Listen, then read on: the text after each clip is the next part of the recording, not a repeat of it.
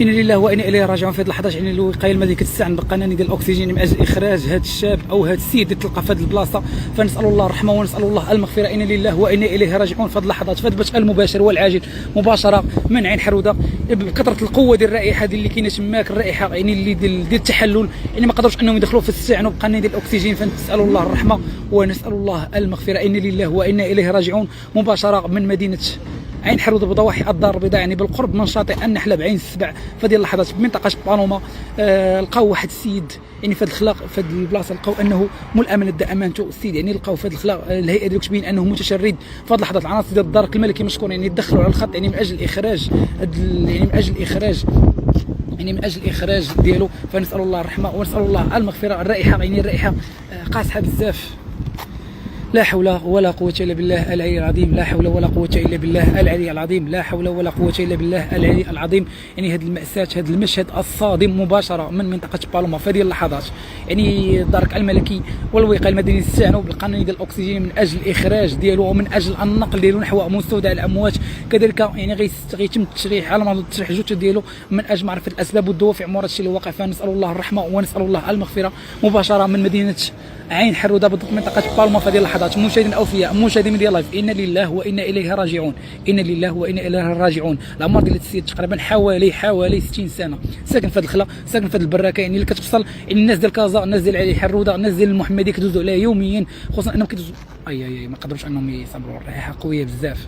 فكتشوف هنا العناصر الدار كما كاين يحاولوا انهم يستعنوا بالكمامات الطبيه. علاش؟ لان الرائحه قويه بزاف، رائحه قويه بزاف، رائحه مجهده بزاف. هادشي اللي كيدل على انه التحلل راه لمده كبيره باش انهم تحلل الجثه مده طويله.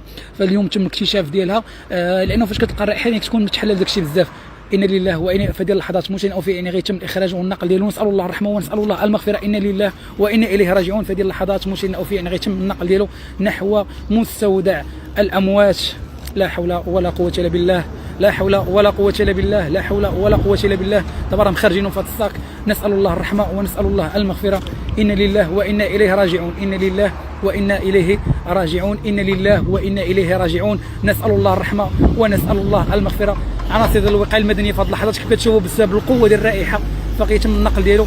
لا حول ولا قوة إلا بالله العلي العظيم. لا حول ولا قوة إلا بالله العلي العظيم. لا حول ولا قوة إلا بالله. نسأل الله الرحمة، نسأل الله المغفرة. إنا لله وإنا إليه راجعون. هذه البلاصة فين تلقى يعني شوفوا الحوايج، هما الحويجات، شوفوا الحوايج. لا حول ولا قوة إلا بالله. يعني مسكين كان أنه الريحة قوية كنعتذروا مشاهدينا الأوفياء، ما نقدروش نقربوا أكثر لأن الرائحة مجهدة بزاف. لا خويا هذه المنطقة سميتها الطيانة بالضبط. الطيانة هذه المنطقة معروفة، الطيانة هي الطيانة جيت ما بين نحلة وزناتة. لا حول ولا قوة إلا بالله العلي العظيم. لا حول ولا قوة إلا بالله العلي العظيم. نسأل الله الرحمة ونسأل الله المغفرة.